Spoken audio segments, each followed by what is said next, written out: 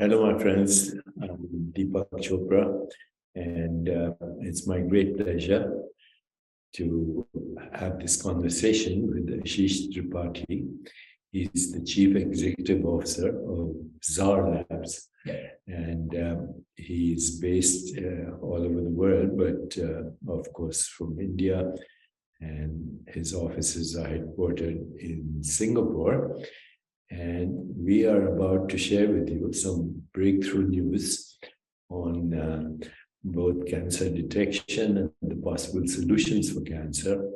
And so fasten your seatbelts. This is going to be an amazing conversation.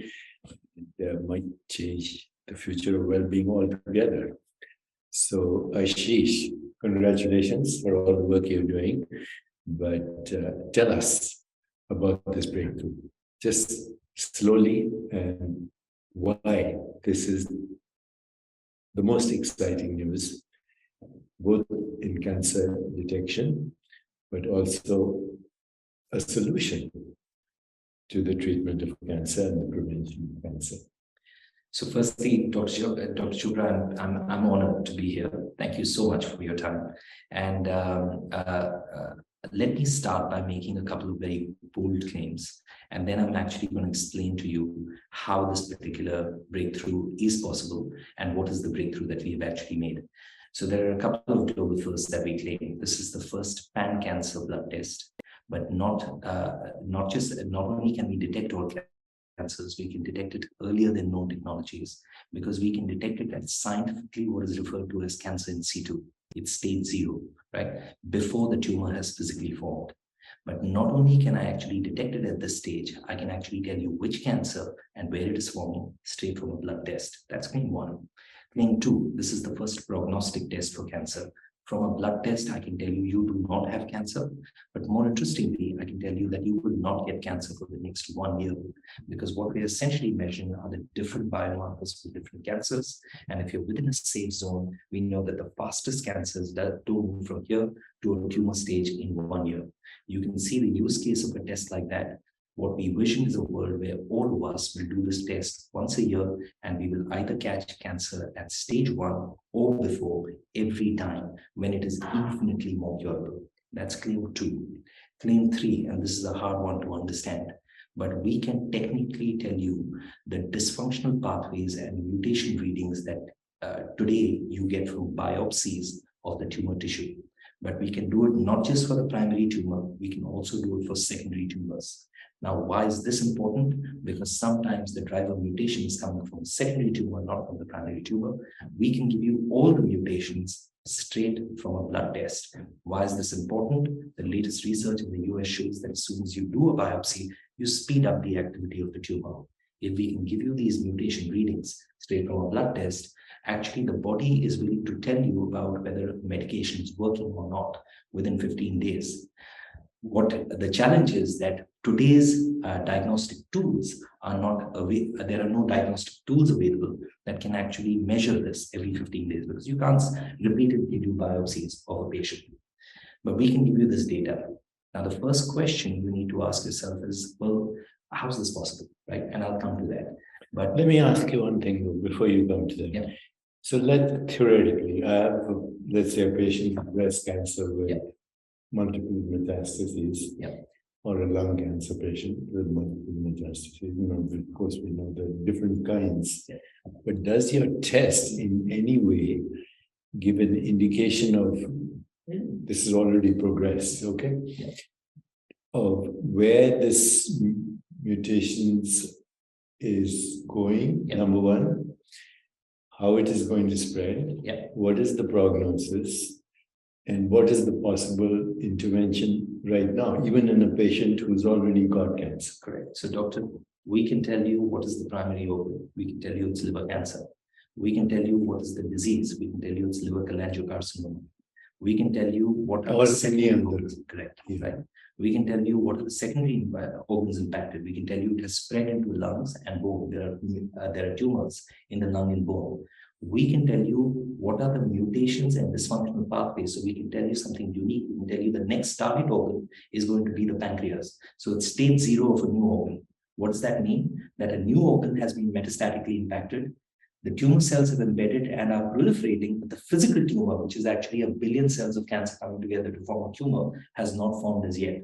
But it's happening in your pancreas. We can tell you that. And you can possibly even target immunotherapy then. Correct. It's very specifically, right? Correct, because we can tell you the mutations, right? The mutations decide which is the best molecule to address that specific cancer. So just because you have 5 patients in your example of 5 triple negative breast cancers, the same medication doesn't necessarily work on all 5 of them, right? The medicine number 1 may work on the first 2, but by the medicine number 5 might work on the rest of the 3.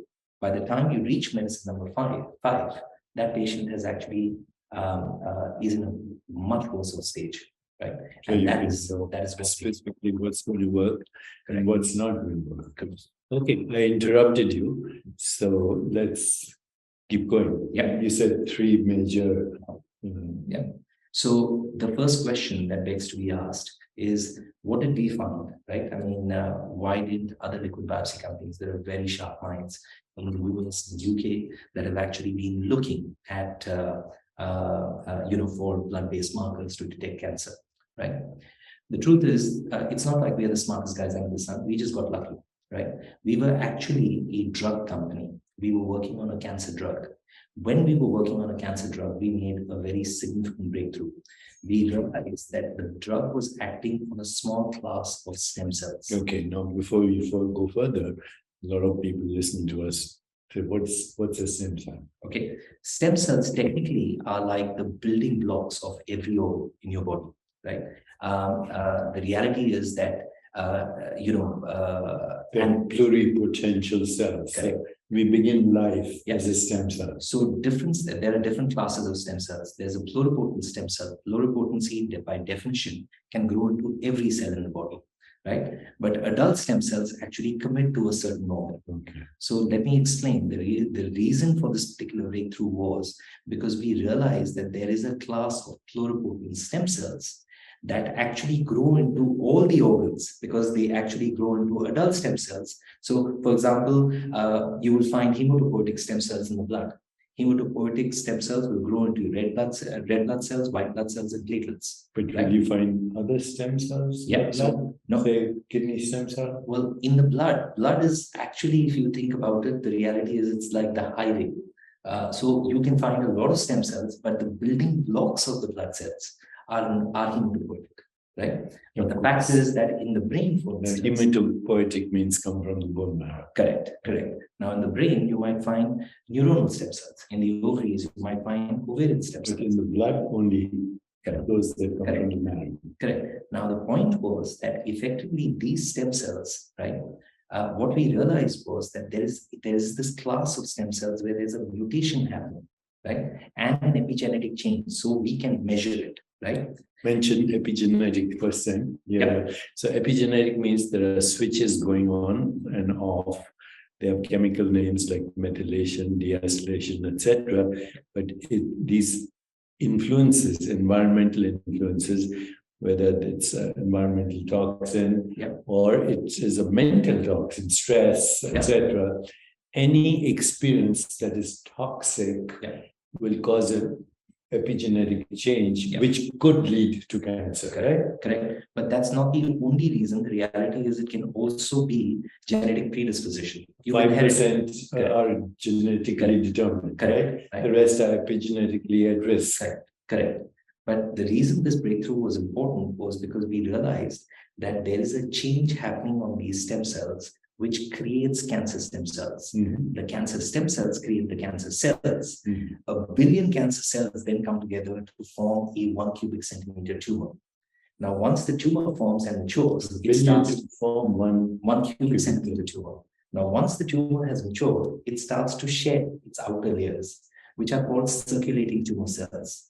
Now, these circulating tumor cells, they have a half-life of only 4 hours.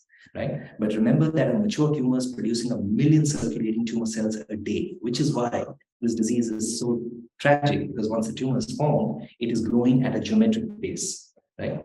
But the point is, once the tumors, CTCs break down, they release their contents, which are circulating tumors, DNA, or ctRNA, right? So ctDNA or cell-free RNA, right? CT means cancer. Circulating tumor. Circulating tumor. DNA and also cell-free RNA, which are both fragments of the tumor. Yeah, the kind of genetic software of the tumor. Correct. Now here lies the breakthrough that we made. Every liquid biopsy company that you are aware of, whether you look at Grave, whether you look at Guardant, whether you look at Freenome, there are very smart minds that had actually been working on a blood-based marker for cancer.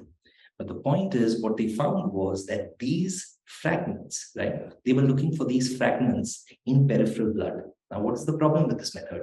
My body has 5.5 liters of blood, right? So when I take out 5 ml of blood, I take out 0.1% of the total volume of blood in my body.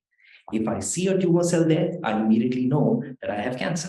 But if I don't see a tumor cell there, it does not mean I don't have cancer. It means that the small sample of blood that was taken out, there was no tumor cell. So you got a lot of false negatives, cancer patients being told that they don't have cancer. Worse, at the stages when you want to detect it the most, which is early stages, at stage 1 or stage 2, you have very few of these tumor cells in the blood, right? By stage 3, stage 4, you have a lot more. This was the fundamental problem with the liquid biopsy method. They were getting a lot of false negatives at early stages. Now, what we realized was that we had found a causative marker, right? Because the tumor produces the tumor fragments, but these stem cells produce the tumor cells which produce the tumor. So actually what we realized was that by isolating these cells and looking at the initial mutation, we can in fact see markers indicating that the tumor is starting to form nearly 18 months before the tumor even forms. So by the time the tumor forms, we've got very, very loud signals. So by the way, we did 1,000 patient study, right, which was done in India. We now have NHS studies in progress, right, and we are looking to do US trials as well. But effectively, in 1,000 patient study with 25 different cancers, all the big ones, breast, ovarian, lung, leukemia, prostate, pancreatic, colon, all the big ones, we did not get even one false negative, not even one false positive. The reason is that we actually get a reading for a non-cancer patient. Remember, when you're looking at a tumor-based approach, the absence of tumor cells in the blood indicates non-cancer, while we get a physical reading for a non-cancer patient. Right? Absence of evidence is not the same as evidence of absence, right? And that is the reason why we get very, very high accuracy. But if I can also be very blunt, that is actually one of, when we spoke with scientists in the US and UK for the first time, their immediate question was, how is it possible that you got no false negatives, no false positives? Let me make it on the outset. No scientist goes into a study expecting to get no errors, right? It does not happen.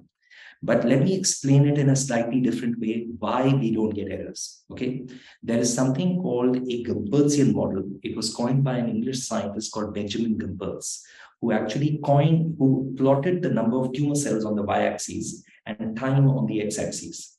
And he said cancer goes through 3 phases: early phase, rapid expansion phase, and the plateau phase, right? And then he said that the tragedy of cancer today is that we only understand the disease from 1 billion to 1 trillion cells. What does he mean?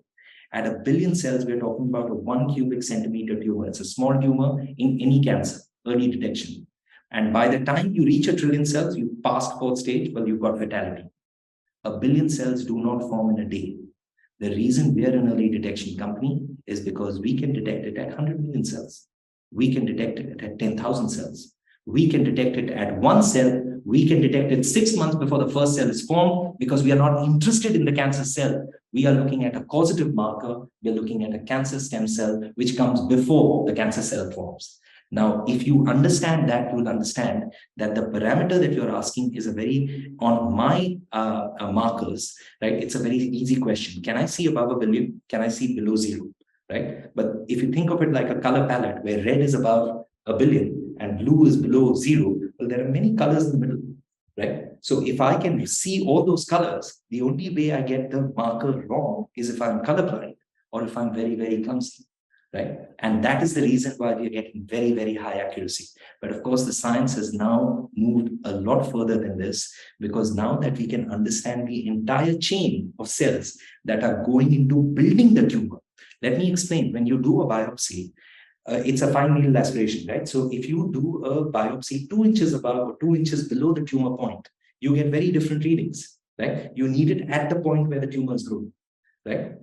So, but the point is that because we know the cells that are actually building those tumors, right? If we isolate those cells and then we do the sequencing, and of course we apply algorithms that are proprietary technologies, because we know what is the reading you get in the blood versus what you will get in the tissue, right? But the fact of the matter is that once we can get those, you don't need to do a biopsy of the tumor. You can actually just isolate our cells of interest and actually do a sequencing, and that is akin to doing the biopsy of the primary or the secondary or the tertiary tumor points.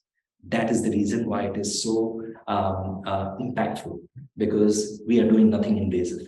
So, Amish, what I'm hearing from you is that with this breakthrough, cancer is preventable, it is detectable before it occurs, the prognosis is possible to be determined, it is possible to determine the prognosis based on the test.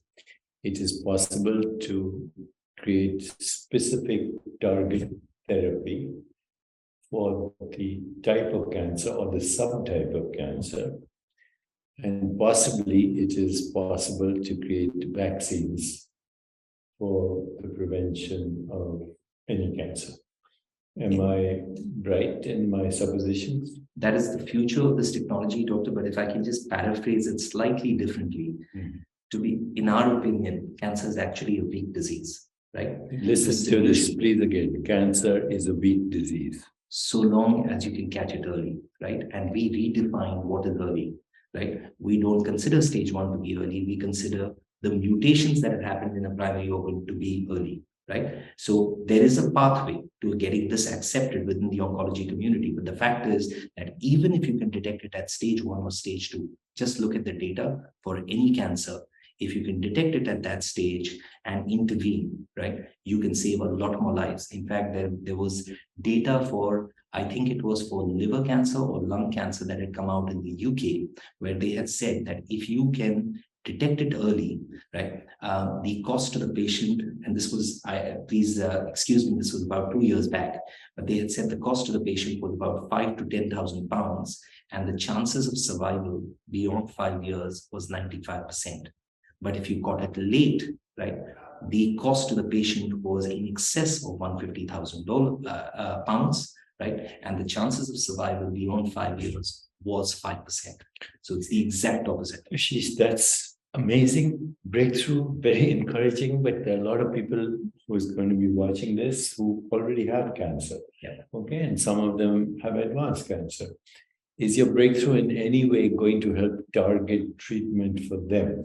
So our view is that because we can do this all organ biopsy, right, we are able to give you mutation signatures. And if you're actually doing therapeutic intervention, how those mutations are changing through a non-invasive process of a blood test. So this is something that is useful for doctors who are looking at aggressive interventions for an advanced cancer patient. Right? And if I can give you that data without an invasive process, well, I'm helping the oncologist and the patient, right? But that said, here is a little bit of the challenge, right? We are first focusing on the screening test. We know where this technology is headed, right? But our immediate focus is actually on the screening test. But we are also building the algorithms to be able to specialize in these all organ biopsies, because we need a lot more data before we can actually offer this, right, in an aggressive way to oncologists. So there's a little bit of time, but the point is, yes, that's the direction in which the science is headed. I've always said that the future of well-being is very precise. It's very personalized. Yeah. It's predictive. Correct. It's preventive, it's participatory, it's a process, but in many cases it's reversible. Yeah. Disease is reversible. We know that less than 5% of disease-related gene mutations are fully penetrant, BRCA gene, etc., which can be detected. and the rest are epigenetic in some way or another, linked to lifestyle and toxicity, external, emotional, or whatever. But you're fulfilling this promise. Is there anybody else who you can credit with this breakthrough other than your colleagues in your company? I would actually really congratulate a whole lot of, if you get into the research, you realize that this particular cell was not found by us. It was found by an American scientist in an American university, right? And a group of primary researchers that are actually the real geniuses because they worked on it for 15 years. They had done a lot of groundwork, right? The breakthrough that we realized was understanding the diagnostic implication of this and isolating it in peripheral blood, right? Which is the blood draw. How much blood do you need? 10 ml, right? So here's the thing. So to the earlier example, remember that when I take out 5 ml, I take out 0.1% of the total volume of blood, right? Now, the reason the example is the same is that when I take out 5 ml of my blood with my methodology, do I see my red blood cells there? Answer is yes. Unlike the CTCs, where the chances of seeing it in 0.1% of the blood is very low. But do I see your red blood cells? Well, the color of the blood is still red, so of course your red blood cells are there. Do you see your white blood cells? The answer is yes. Do you see your stem cells? The answer is yes. And as soon as we isolate our stem cells, we are very quickly looking for those markers, which gives us a ratio of cancer stem cells to cancer cells. Now, the reality is the reason we could build on this technology so quickly was because there was so much primary research that had been done by these people that I consider geniuses, right, in the stem cell world. But the point is that they were looking at it from a very different angle. We realized the application in cancer.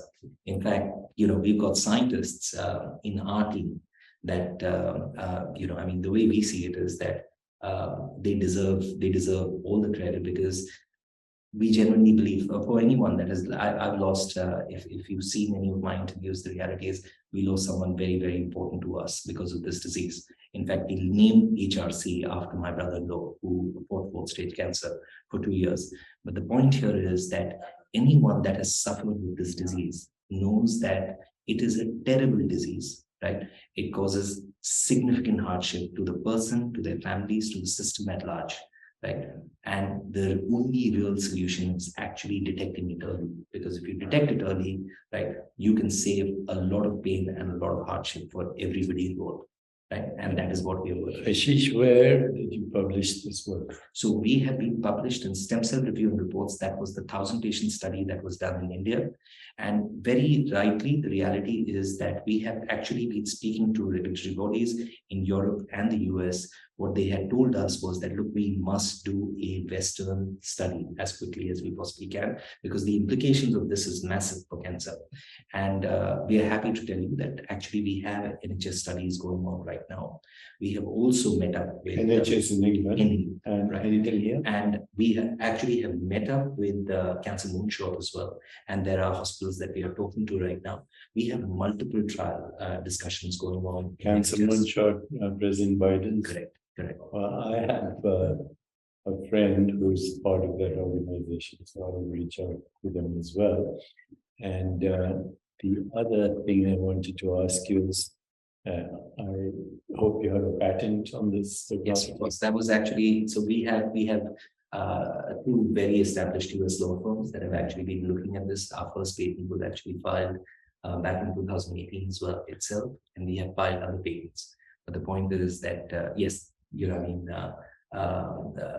we've made sure that we've actually filed over. Can we legitimately say here on this first public announcement that this is a major breakthrough in cancer coming from India, and our hope is to eliminate cancer in the world?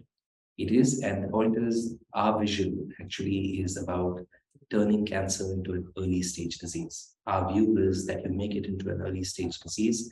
As I said, it is a weak disease, and we will actually be able to save a lot of lives. The tragedy of this disease is you catch it late, and if you catch it at fourth stage, doctors tell you, well, you've got 6 months to live. And two, the other thing is that we believe that if we can catch it so early, right, we will save a lot in terms of expenses and pain on the patients, which is actually the most important thing that we need to think about. A cancer-free world is possible. Correct. And I know we are emphasizing early stage disease, but I think the specificity of these markers is such that immunotherapy will become very targeted even for late stage disease, right? Dr. Chopra, actually, a lot of people don't know, cardiovascular is the biggest killer in the world. Yes. But cancer is already the biggest killer in the Western world today. Right? And but that said, that statistic doesn't do it justice, right? My brother-in-law who had lost to cancer, he had once made this, he was a joker person.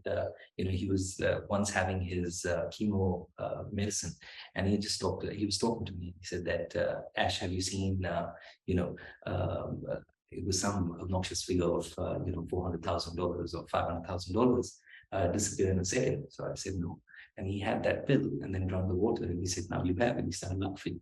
And he said, the question you need to, it's actually sad, because what are the poor even supposed to do, right? This has almost become a rich man's disease, right? And the fact of the matter is that the only solution by which you can actually help people is actually making it affordable and catching it early. And those are the two goals that we have. We want to drive the pricing down of this product, because we want everyone, all 8 billion of us, doing this test once a year.